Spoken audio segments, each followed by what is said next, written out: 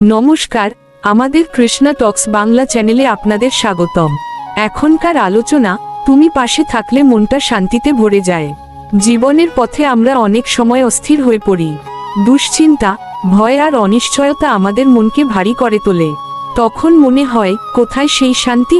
কিন্তু যখন হৃদয় অনুভব করি পরমেশ্বর ভগবান শ্রীকৃষ্ণ আমাদের পাশে আছেন, তখন সেই অস্থির মনও ধীরে ধীরে শান্ত হয়ে যায়।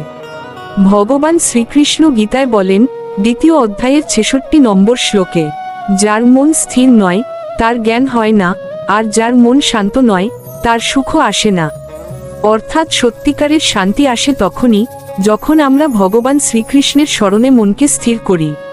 তাই জীবনের প্রতিটি মুহূর্তে মনে রাখুন, ভগবান শ্রীকৃষ্ণ পাশে থাকলে মনটা সত্যিই শান্তিতে ভরে যায়। চ্যানেলটি ভালো লাগলে একটি লাইক, কমেন্টস এবং সাবস্ক্রাইব করে দিবেন। হরে কৃষ্ণ।